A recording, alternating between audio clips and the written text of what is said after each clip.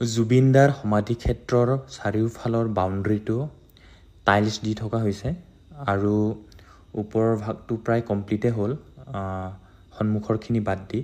আৰু এইখিনি চাগে গ্লাছে লগাব গোটেইখিনি, আমি যিখিনি গ্ৰাফিক্সত চালোঁ। আচলতে আজি এই ভিডিঅ'টো বনোৱাৰ কাৰণ হ'ল যে যোৱা কেইদিনমানৰ পৰা আপোনালোকে চাগে দেখি আছে, বিশেষকৈ ৰাতিৰ ভাগৰ কথাখিনি মই কৈছোঁ। এই যিটো জুবিনদাক য'ত শেষকৃত্য সম্পন্ন কৰা হৈছিলে, এই স্থানটো মানে অনুৰাগীসকলে গৈ তাত মানে দৰ্শন কৰিব বিচাৰে বা শ্ৰদ্ধাঞ্জলি দিব বিচাৰে তাত গৈ কিনে। কিন্তু যিহেতু প্ৰশাসন থাকে তেওঁলোকক বাধাৰো কৰে আৰু যাবলৈ দিয়া নাযায় মানে। আৰু এটা কথা ঠিক, মানে যিসকল আৰক্ষী আছে তেওঁলোকে যিহেতু এটা দায়িত্বত আছে জুবিনদাৰ সমাধি ক্ষেত্ৰখন সুন্দৰকৈ সুৰক্ষিত কৰাৰ কাৰণে তেওঁলোকৰ দায়িত্ব আছে যিহেতু। তো কোনো জুবিনদাৰ অনুৰাগী পটককৈ আহি পেলাই যদি সোমায় তো তেওঁলোকে বাধা প্ৰদান কৰে আৰু চাৰিওফালে বাঁহেৰে বেৰ দিয়া আছে আৰু ভিতৰত সোমাব নিদিয়ে।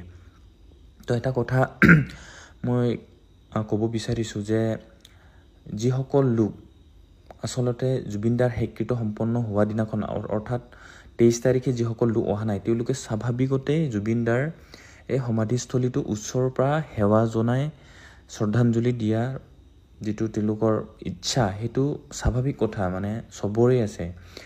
কিন্তু আমি যিহেতু সদায় ইয়াতে থাকোঁ বা দেখি থাকোঁ এই ওচৰে পাঁজৰে থকা মানুহখিনি, সেই অনুভৱটো চাগে আমি কৰিব নোৱাৰোঁ। কিন্তু দূৰৰ পৰা যিসকলে আহিছে এবাৰ হ'লেও জুবিনদাৰ মানে চৰণটো চুবলৈ কাৰণে মন যায়। কিন্তু উপায় নাই, আৰক্ষীসকলেও তেওঁলোকৰ নিজৰ কৰ্তব্যটো পালন কৰিবই লাগিব আৰু বাধা কৰে সেইকাৰণে, আৰু ভিডিঅ'ত আমি সেনেকৈয়ে দেখা পাওঁ।